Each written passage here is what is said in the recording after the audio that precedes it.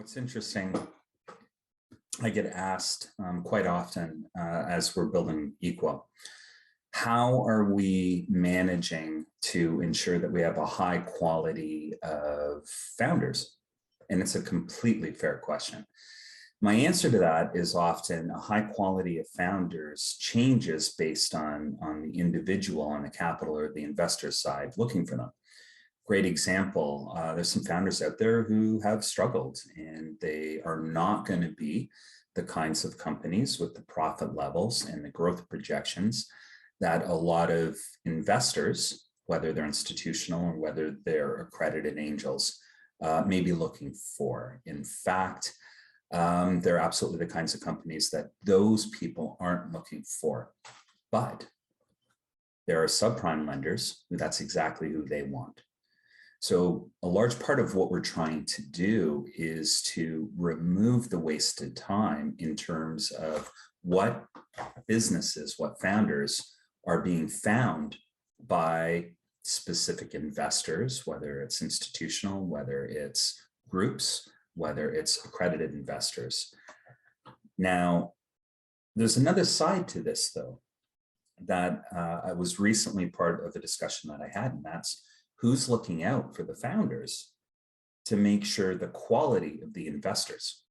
And when I was talking with this person, there was a pause, kind of like, hadn't ever thought of that, because I can't tell you how many times founders have talked about wasting time with angels, wasting time with investors. Often, a lot of the investors actually have no capital to deploy.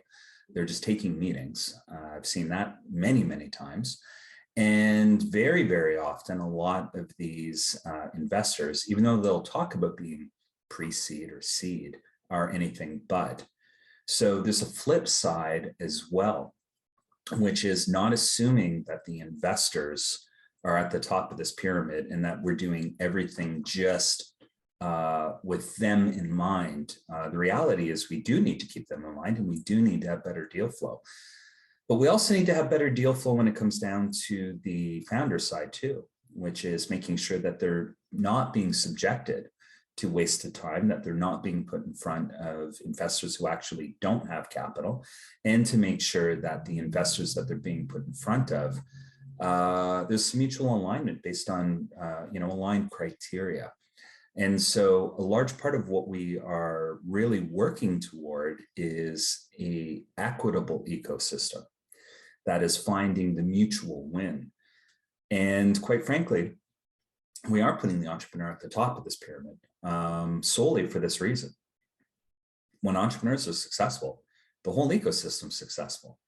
So inherently, if we can ensure that more founders can grow, that means that we're going to have greater and better opportunities, not just for investors and not just for capital providers, but for everybody else that's supporting those small businesses in the ecosystem. So I just want to take a moment just to kind of express that we have been taking a look at the ecosystem very much from the viewpoint of one side. And what we need to move to is a viewpoint that actually really looks at all sides and finds the places where everybody wins within the partnership.